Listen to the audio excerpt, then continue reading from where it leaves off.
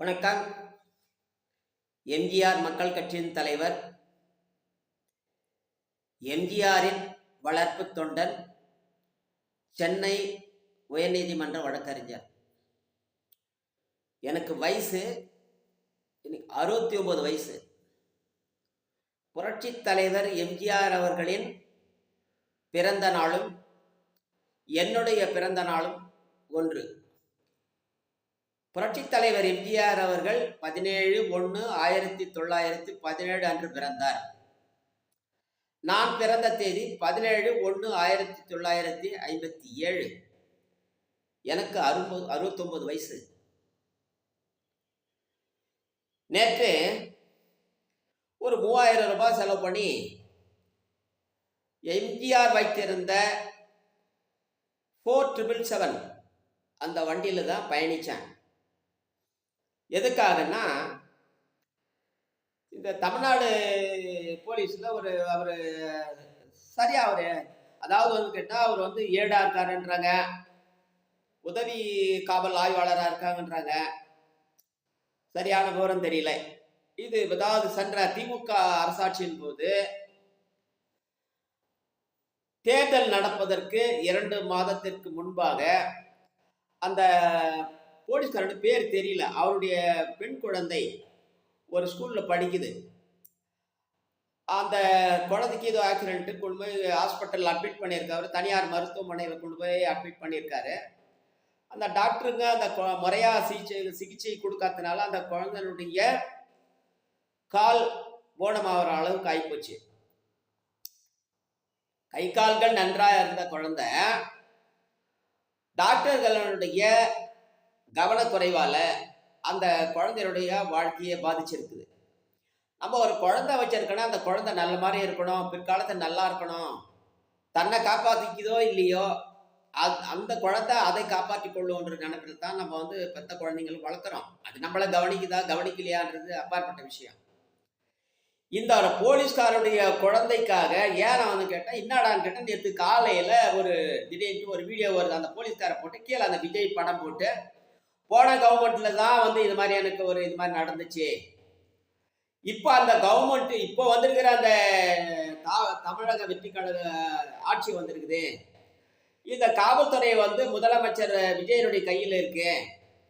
அதனால இதுக்கு ஒரு விடிவு காலம் பிறக்கும்னு சொல்லிட்டு இவங்க தமிழக வெற்றி கழக ஆட்சி பொறுப்பேற்று கிட்டத்தட்ட 50 நாள் ஆகிப்போச்சு.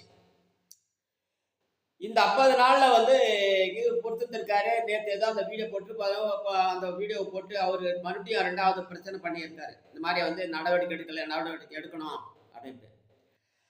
அவரு அந்த அந்த பிரச்சனையில தாக்கி பேசுறதுனால அவர் கோபம் தன்னுடைய குழந்தை மேல இருக்கிற இப்ப பேசலாம். அது இயற்கையான அவர் மன்னிக்கக்கூடிய குற்றம் தான், தண்டிக்கப்பட வேண்டிய குற்றம் கிடையாது. அதை இல்லாம என்ன பண்ணியிருக்காங்க, அவரு வேலை செஞ்ச டிபார்ட்மெண்ட்டுக்கு, அவர் வேலை செஞ்ச ஸ்டேஷனுக்கு மெடிக்கல் லீவ் கொடுத்துருக்காரு.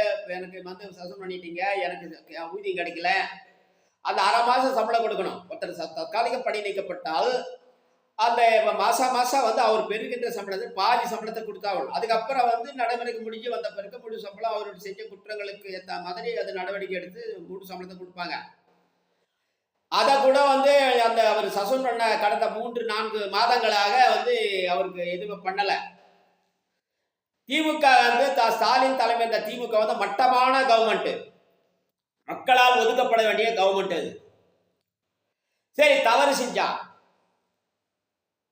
எம்ஜிஆர் எப்படி தன்னுடைய தொண்டனோ அல்லது கட்சி நிர்வாகியோ பொதாலோ இல்லை அரசு பணியாளர்களோ தண்டனை பண்ணிட்டாருன்னா உடனே அவர் மன்னிச்சிருவார். மன்னிச்சுட்டு மீண்டும் அவனுக்கு ஒரு வார்டு கொடுப்பாரு. அதனால தான் இன்னைக்கும் உலகளாவிய எம்ஜிஆர் ஒரு தெய்வம்னு போற்றப்படுகின்றவர் எம்ஜிஆர் மட்டும்தான். இந்த திமுக அரசு ஸ்டாலின் அதை செஞ்சிருக்கணும், அவர் மன்னிச்சு பண்ணியிருக்கணும். அவர் பெரிய மயிர். அவர் இவங்க அப்பா தெரியுமா, டாக்டர் கலைஞர் கருணாநிதி. தமிழ்நாட்டை ஊழலுக்கு அடிகோலியவன் ஒரு மொத்த உரு யாருனாக்கா கருணாநிதி தான். இவங்க அப்பா திருவாரூர்ல மெட்ராஸுக்கு வரும்போது 10 ரூபாய் கொடுத்து டிக்கெட் வாங்குறதுக்கு கதி இல்லாத 1 ரூபாய் கொடுத்து சோப்பு வாங்கி தன்னுடைய துணியை துவைக்கிறதுக்கு கதி இல்லாத வந்தவன் தான் இந்த கருணாநிதி, மு க ஸ்டாலினுடைய அப்பன். கறி அந்த மாதிரி துணி போட்டுருந்தான். இன்னைக்கு அப்படியே வெள்ளையும் ஜலமும் ஒரு கருப்பு போட்டா கூட கருப்பு அப்படியே கருப்பு படியாத வரானுங்க. எல்லாம் பொதுவா எல்லா அரசியல் கட்சி தலைவனுங்களும் இப்படிப்பட்ட தன்னுடைய தந்தையை தவறு செஞ்ச கருணாநிதியின் மகன் தான் வந்து ஸ்டாலின். சரி, அந்த காவல்துறையில தன்னுடைய குழந்தை பாதிச்சு ஆக்ரோஷத்துல ஒரு உணர்ச்சிவசப்பட்டு செஞ்சுட்டாரு தவிர, அது பெருந்தன்மையா மன்னிச்சு மீண்டும் அவருக்கு வேலை கொடுத்து இது மாதிரி செய்யாதுன்னு சொல்லியிருந்தா பரவாயில்ல. அவனுக்கு தான் அவன் ஏனா புத்தி. அவன் புள்ள உதயநிதி அது மாதிரி கேப் மாதிரி ஒருத்தன் எல்லா நடிகையை சுத்தி ஜாலியா இருந்தவன் அவன். இப்பெல்லாம் வந்து பிச்சை எடுத்து தின்னந்தவெல்லாம் அரசியல்வாதி எல்லாம் 2 வீடு 3 வீடு 10 கூத்தியாரு காரு சொகுசு காரு இதுல போயிட்டு இருக்கானுங்க.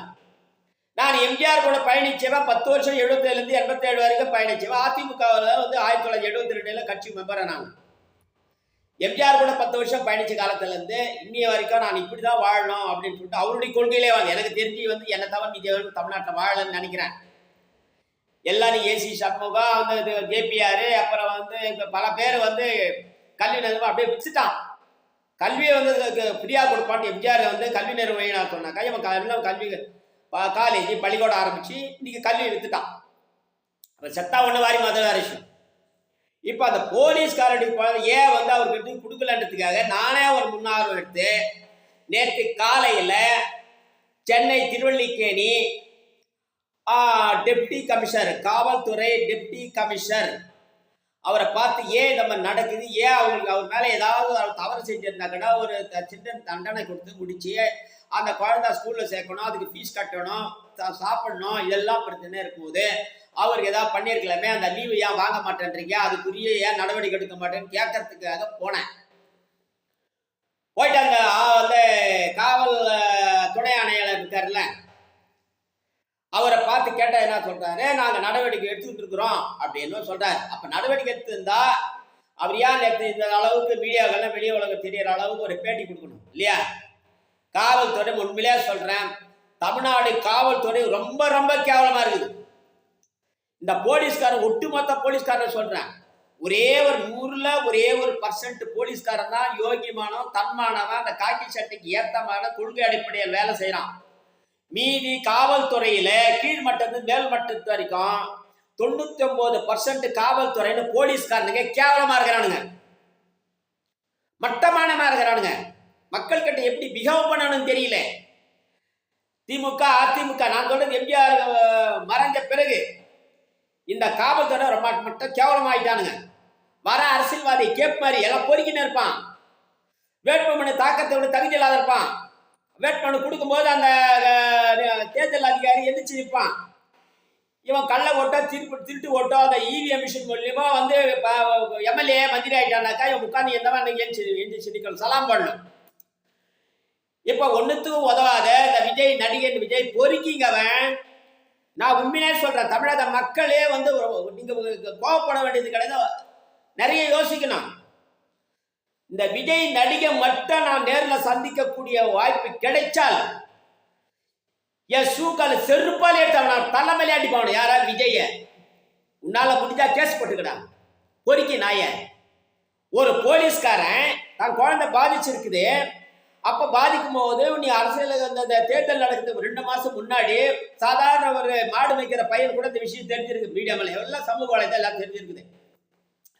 சரி, அந்த கவர்மெண்ட் தான் செஞ்சாயா, அந்த ஆளை கூப்பிட்டு என்ன எதுன்னு கேட்டு அந்த ஆளுக்கு மறுவாழ்வு கொடுத்துருக்கலாம். அதை விடாத நீ வந்து ஒண்ணுமே பண்ணாத மயிர்புடை நீ என்னடா கண்ட பொண்ணு கூட நிறைய பொண்ணு கூத்தச்சோடானே மானகட்டான நாய. இன்னைக்கு நேற்று தான் தெரியும், போற இடத்துல எல்லாம் அவனை பத்தி காரி முடிஞ்சா ஒரே போலீஸ்காரன் கூட உனக்கு சாதமா பேசல, தலை முடிக்கிறான், வெக்கப்படுறான். உன்ன விஜய் உனக்கு சொல்றேன், உனக்கு முதலமைச்சர்ன்றது அந்த அந்த சீட்டு கூட ஒரு போலீஸ்காரன் ஒரு தமிழ்நாட்டில் காவல்துறை வந்து மதிப்பு மரியாதை கொடுக்கல உனக்கு. அந்த அளவுக்கு கேவலமா நினைக்கிறான், அந்த அளவுக்கு கேவலமாயிட்டேன். ஒரு சாதாரண போலீஸ்காரன் ஒரு குடிகாரன் கூட என்ன பண்றான், தன்னுடைய மனைவி தவறு செஞ்ச அந்த வீட்டு வாசப்படியை விட்டு வெளியில போகாத அளவுக்கு ஒரு கௌரவத்தோட காப்பாத்துறான். அந்த ஒரு தன்மான உணர்ச்சி கூட உனக்கு வந்து முதலமைச்சராக இருக்கக்கூடிய தகுதி கிடையாது. நீ கண்ட நடிகனை கூத்தடிச்சவனி 6 மணிக்கு மேல உனக்கு தண்ணி, இன்னைக்கு நீ தண்ணி வச்சிருக்கிற. போதைப் பொருள் வந்து வரக்கூடாது, சாராய கடை கூட நான் சொல்லிட்டு 717 கடை முன்னே சொன்னல, அந்த 717 கடையும் லிஸ்ட் அவுட் பண்ணி அட்ரஸ் கடை நம்பரோட நீ மக்களுக்கு தெரிவிச்சியா? டேய் புறம்போக்கு பொறிப்பு, தற்குறி நாயன், டே விஜய் நாயன், அவன் வந்து மாரி வில்சனா ஒரு பொறிக்கு பையன், ரவுடி பையன், வீடியோ எடுத்து போட்டான். யாராவது அந்த கிரிக்கெட் மட்டத்துக்கு ஒருத்தர் அடிக்கிறான், ரவுடி பையனெல்லாம் கூப்பிட்டு வந்து நிதி அமைச்சரை கொடுத்தேன். அதுக்கு ஒரு யார் சித்திக்கு முகமது சித்திக்கு யார் தெரியுமா?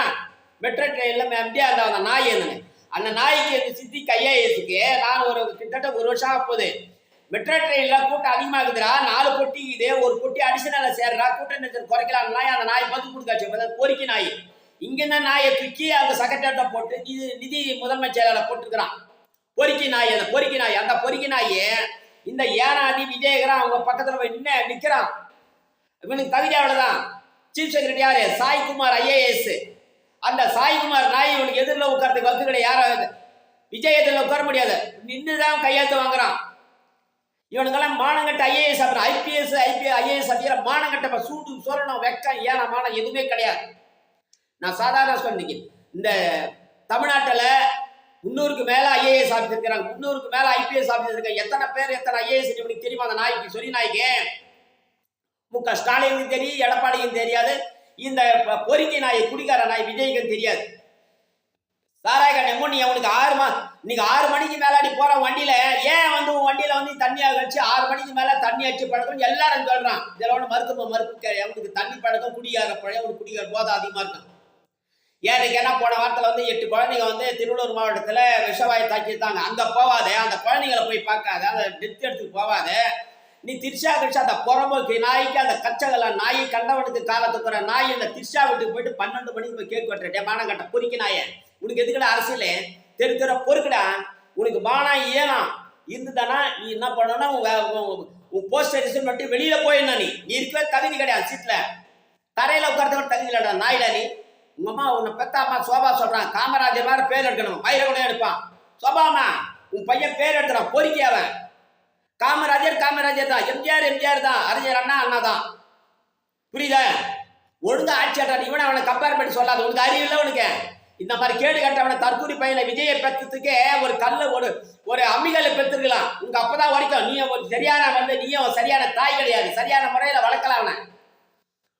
உங்க வீட்டுக்காரன் சந்திரசேகர் சொல்றார், வீடியோ அதெல்லாம் இருக்கு, எடுத்து வச்சுக்கிறேன் எல்லாத்தையும். இவனெல்லாம் இப்படி இமேஜின் பண்ணி கொண்டாந்தானுங்கண்ணா. இந்த பொறிக்கை நாய் 4 பொறிக்கை நாய் செகண்டா சுத்திக்கிற நாய், அவன் கூட்ட விட்டு காரணம் கிளம்புனா அந்த நாய் கூட வரானா. யாரு? ஜான் ஆரோக்கியசாமி. இன்னொரு தடவை புடுங்கா சொல்றா, ஒரு தமிழ்நாட்டினுடைய சுதந்திர போராட்ட தியாகி ஜெகதீஷ் பழனிசாமி, அவருக்கு ஸ்பெஷல் மயில புடுங்க தோணுது. அடுத்தது வந்து இந்த ராம்குமார், அவன் ஒரு சினிஃபில்ட் டைரக்டரா. இந்த ஆந்திராவில் பொறிக்கி நாய் எங்க போய் இறந்துன பொறிக்கி நாய், அந்த விஷ்ணு ரெட்டி அந்த நாய் வந்து லயலா காலேஜில் இவனுக்கு கிளாஸ் பண்ண யாராவது தற்கூரி நாயோ விஜய் இருக்கானே அவனுக்கு. இவனெல்லாம் அந்த 4 பேர் தான் அந்த அரசாங்கம் நடத்துக்குது. எந்த ஐஏஎஸ் ஆஃபீஸரும் ஐபிஎஸ் ஆஃபீஸரும் அப்ரோச் பண்ண முடியலையா? நீக்கு சாயங்காலம் 3 நாள்ல 6 மணிக்கு மேல தண்ணி அடிச்சு போதையில இந்த பழக்கம் எப்படி நீ தண்ணியில் விட்டுருவேன்? ஒரு டாக்டர் கூட சொல்றான், உனக்கு தண்ணி பழக்கம் கொஞ்சம் கொஞ்சமா விடுன்னு. நீ 6 மணிக்கு மேல நீ செக்ரட்டரியேட்டை முடிச்சு போய் சும்மாட்டா உன் வண்டியிலே அந்த சரக்கு போகல, ஃபாரின் சரக்கு போகணுங்க, போதையில இருக்கணும்னாச்சா உனக்கு போதை சரக்கு போகும். ஆனா என்ன பண்ண, போதை பொருளை வச்சுட்டேன் நான் வந்து இந்த சாராய கடை க்ளோஸ் பண்ணிட்டு ஏமாத்திக்கிறேன். அதை ஒரு பொம்பளை சொல்றேன், நான் வந்து கடையை பிடிட்டாங்க. அந்த பொம்பளைக்கு தெரியுமா 717 கடையை 3 சொன்னானே, அந்த கடை நம்பரு, அந்த கடை நான் இருந்த அட்ரஸ் இதெல்லாம் தெரியும். கேள்வி கேட்டால ஒரு பொம்பளை சொல்றேன், நாங்கள் பொண்டாட்டியாகவும் இருப்போம், தாயாவும் இருப்போம், அத்தையாவும் இருப்போம், தங்கச்சாவும் இருப்போம், ஏன் வைப்பாட்டியா கூட இருப்பான். இத்தனை வரலாறு சொன்ன பொண்ணு வைப்பாட்டியா கூட இருப்பான்.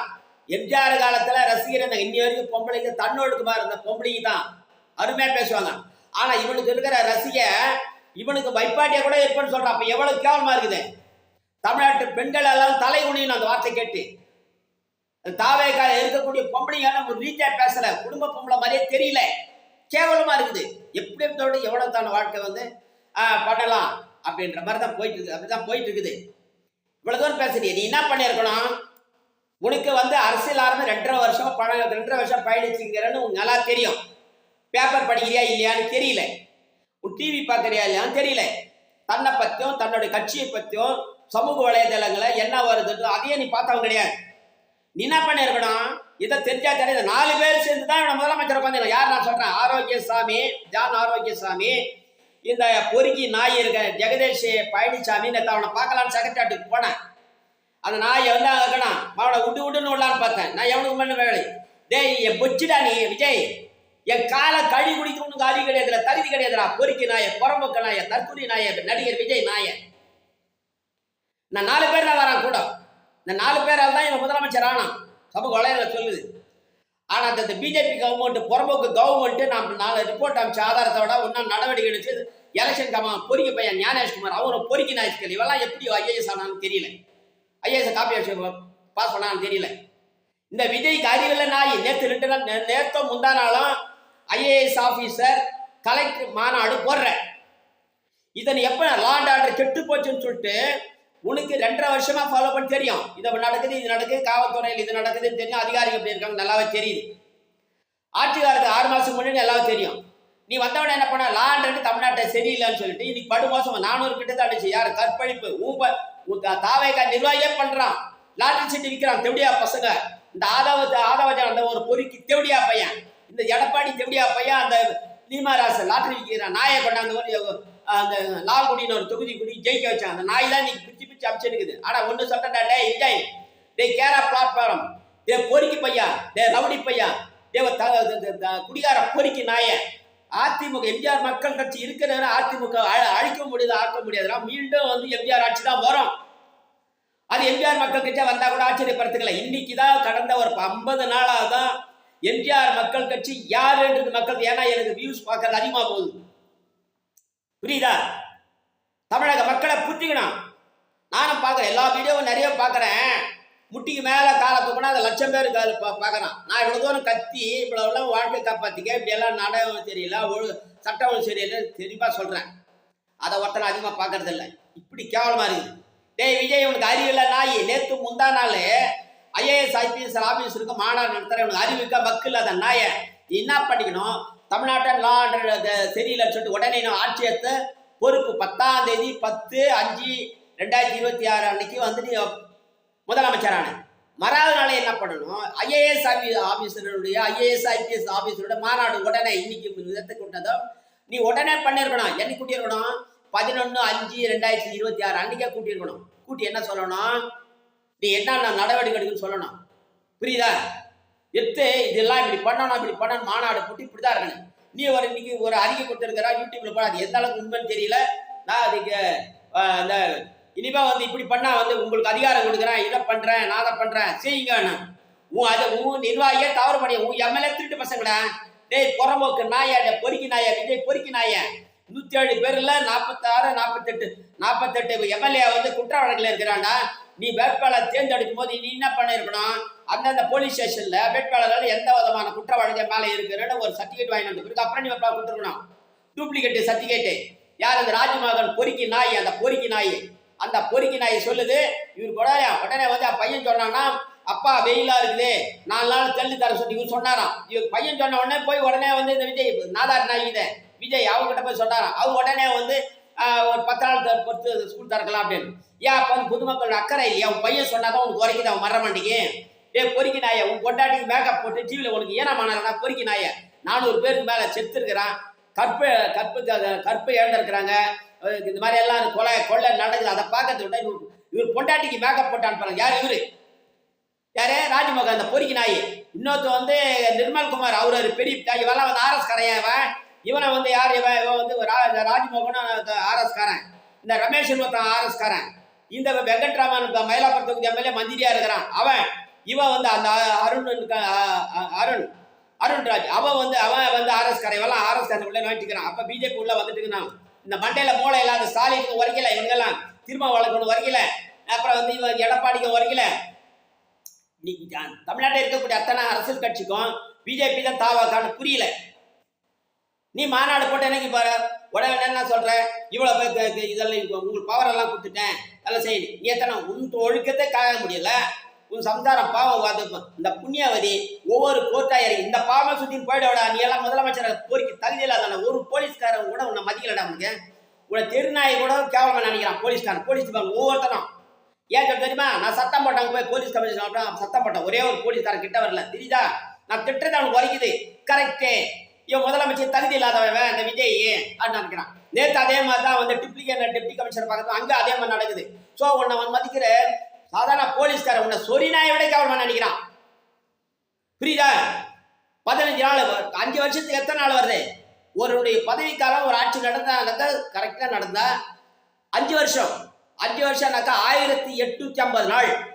இந்த 1850 நாள்ல 15 நாள் போதும். 5 வருஷம் தேவையில்ல, 15 நாள்ல நீ உடனே நீ ஒரு அப்பனுக்கா நீ சந்திரசேகரனுக்கும் சோபாவுக்கு நீ பிறந்தா 15 நாள் ஒரே ஒரு மாசம் என் கையில கொடு. 15 நாள்ல லா அண்ட் ஆர்டர் எப்படி ஐஏஎஸ் ஆபீசர் எப்படி நடத்தணும், ஐபிஎஸ் ஆபீசர் எப்படி நடத்தணும், அதிகாரிகள் எப்படி இருக்கும் நடத்தணும், எம்எல்ஏ ஒழுங்கா எப்படி நடத்தக்கணும், சட்டசபைன்னு ஞாபகம் அந்த ஜேசிட்டு பொறிக்க வைக்கிறா வச்சா பொறிக்க வில்லியாவத்தில் அந்த பொறிக்க இந்த நாய் எது சரி இல்லை சரி ஆள் பசால்டார் கூப்பிட்டு என்ன பண்ணாரு, ஒரு எம்எல்ஏ சீட்டு வில்லுவாக்கு ஜெயிக்க வச்சார் எம்ஜிஆர். அந்த நாய் பெரிய மயில் மாதிரி உட்காந்து ஒரு சட்டசபை சட்டசபை முன்னாடி உட்கார்ந்த சபாநகரம் அவங்க காலை நீ எத்தனை நாள் கழுவின்னா கூட அவன் தெரியாது அவனுக்கு. ஜெயிச்சுட்டு பிறகு பொறிக்கி நாயன் இவன் கேஎஸ் அங்கிருந்து போனான். இவன் வந்து நான் இந்த எலெக்ஷன் நடக்குது 6 மாசம் முன்னாடி அமித்ஷாவை பார்த்தா அப்பே பிள்ளையார் சொல்லி போட்டானுங்க. இது தெரியுதா? தாவேக்கா தான் பிஜேபி தான் தாவேக்கா. இந்த இடைத்தேர்தல் நடந்து மெஜாரிட்டி ட்ரை பண்றாங்க. கடவுள் புண்ணியமா மெஜாரிட்டி இல்லை அப்பயே ஆட்சி கழிச்சிருவாங்க. அது கடவுள் கையில இருக்குது, நம்ம கிட்ட ஒண்ணு இல்லை, தமிழக மக்கள் கையில இருக்குது. இந்த நாய் அப்பயே இவன் மறைச்சான் செங்கோட்டையன் நாய். முதல் நிதியமைச்சரும் அப்புறம் அடுத்த 2வது பிறகு இப்ப 5வது இடத்துக்கு தள்ளிக்கிறான். இப்ப வந்து வருத்தப்படுறாராம் மயில் அந்த நாய். அது வந்து என்ன அந்த நாயே ஜெயலலிதா காலத்துல அமைச்சரா இருக்கும் போது அமைச்சருக்கு பிஏவர் தான் பிஏருடைய பொண்டாட்டியை கையை வச்சான். யாரு? கேஎஸ் பொறுக்கி நாயன் நாடாரு நாய். இந்த மாதிரி ஒழுக்கம் கட்ட நாயெல்லாம் இருக்குது. இப்போ தமிழ்நாடு அல்லல் பட்டு இருக்குது. உனக்கு மரியாதை சொல்ற விஜய், உனக்கு மரியாதை செருப்பு நீ எதிரில் பார்த்தா உன செருப்பை கட்டி தலைமையில அடிப்பான் பொறுக்கி நாயன். என்ன ஒன்ன மயிரை அசைக்க முடியாது, என் மயிரை கூட பிடிக்க முடியாது அவனால, இந்த மயிரை கூட பிடிக்க முடியாது அவனால. பொறுக்கி நாயன் மனுஷனாடா நீ எல்லாம் வந்து அங்கேயே முதலமைச்சர் ஆபீஸ்ல ஒரு 2 மழை கழுத்துல தொங்கலாம் பொறுக்கி நாயன்.